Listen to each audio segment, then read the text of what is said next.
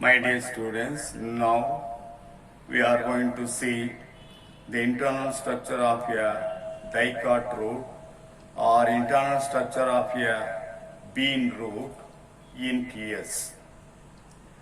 If you take section in the dicot root or beans root, we can see the following parts clearly. Number 1, epiblema. Number 2, cortex. Number 3, endodermis. Number 4, stele. The epiblema is the first layer, outermost layer of the root. This is the epiblema or piliferous layer. The outermost layer of the root is the piliferous layer, just like that of the skin of the animals. The skin of the animals give protection to the internal parts of the animal, like that. Here in plants, the epidermis gives protection to the internal parts of the root. In root, in stem, in leaf, there is an outer protective layer, uniceriate layer, single layered one. It is parenchymatous one, and the cells are compactly arranged.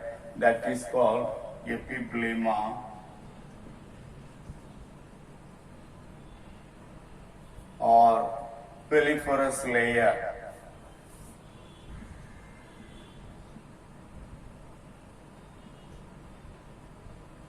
It is single layered one, consists of parenchyma cells. The cells are compactly arranged. Some of the cells will produce root hair. This is the root hair. In the epiblema, cuticle and stomata are absent. What is cuticle? On the outer surface of the epiblema, a thin waterproof layer will be formed. That is called cuticle. Cuticle is absent here. Stomata also absent in the epiblema. So that is the epiblema or piliferous layer or rhizodermis. Second one is cortex. Cortex next to the this is the epiblema. Next to the epiblema till the stele, there is a homogeneous parenchyma cells are arranged loosely. They are arranged loosely with intercellular space in between the cells. That is called cortex. Cortex consists of only parenchyma cells. It is a multicellular larger zone. It can be seen between the epiblema and the stele of the root. This zone, this part, this portion is occupied by parenchyma cells. That is called cortex. Cortex consists of thin-walled parenchyma cells, and the cells are arranged with intercellular space. They are not so tightly arranged. They are arranged somewhat loosely. The cells of the cortex stores food materials and water. So that is the main function of the cortex. Cortex will store food materials and water. Come to the next one, endodermis. Endodermis is the innermost layer of the cortex.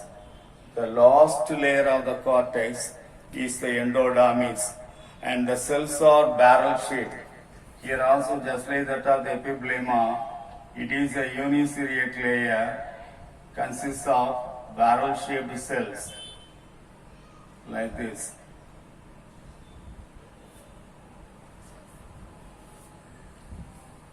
In the endodermis, some of the cells are having the tangential walls and radial walls of the endodermis are having thickenings. That is called Casparian thickening. This is the thickening on the outer wall of the endodermis. There are some thickenings can be seen. Casparian thickenings. That is a waterproof layer. This is formed by the deposition of suberin.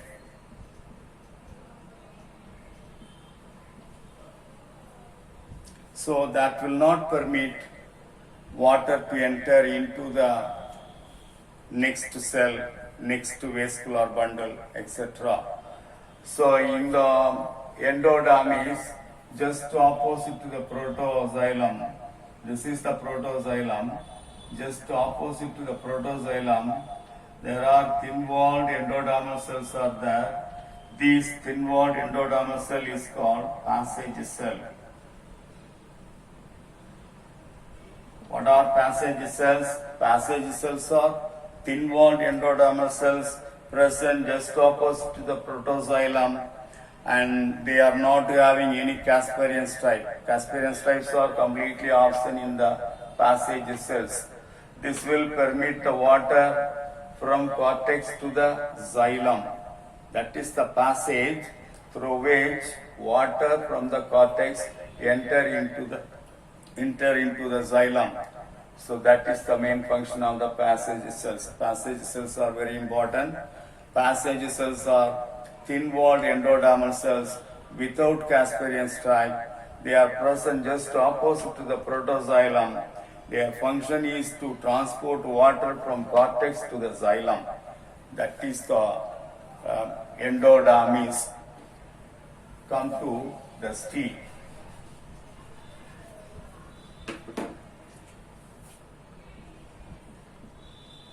Stele is the central center of the root. This part completely is called stele. This is the stele.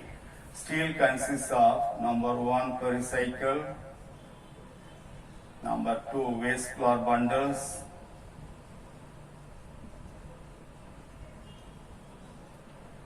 number 3 pith. So the first layer is the pericycle. In the stele, the first layer is the pericycle. Pericycle is present next to the endodermis. Endodermis is a uniciliate layer, consists of barrel-shaped cells. Just like that of endodermis, inner to the endodermis, there is a uniciliate layer, thin-walled parenchyma cells present. That is considered as the pericycle. The pericycle gives protection to the inner tissue of the root. That is number 1. Number 2 is the site of origin of lateral roots. Lateral roots are produced from the pericycle.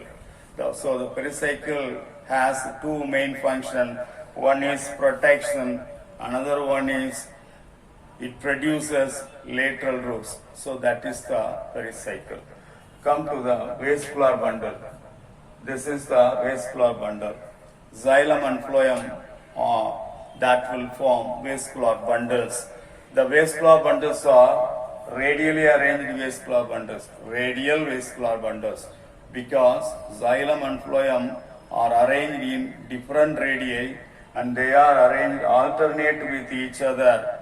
Xylem, phloem, like that. The xylem and phloem vascular bundles are arranged alternatively.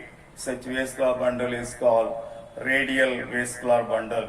As far as xylem is concerned, xylem is exarch and tetrarch. What is exarch? When the protoxylem is pointing towards the periphery, outer side, and the metaxylem is pointing towards the center. Already I told you, the smaller vessels are called protoxylem, larger vessels are called metaxylem. Protoxylem pointing towards outer side, metaxylem pointing towards the center of the root. That is called exarch condition. This can be seen, exarch condition can be seen in dicot root and monocot root. Tetrarch, here 4 xylem points, 4 phloem points can be seen. Presence of 4 xylem points and 4 phloem points is called tetrarch.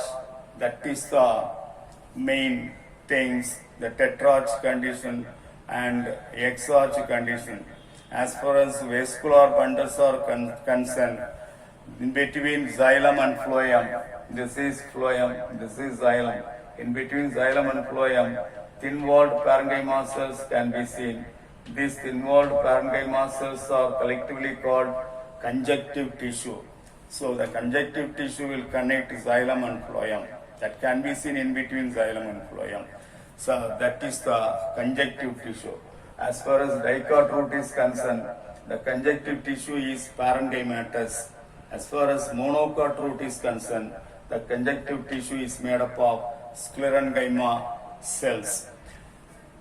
Finally, come to the pith. Pith is the central part of the root and stem is the central portion of the root and stem is called pith. Here, pith present in young condition, but the pith is often in old dicot root. So that is about small description about TS of dicot root. TS means transverse section of dicot root or beans root.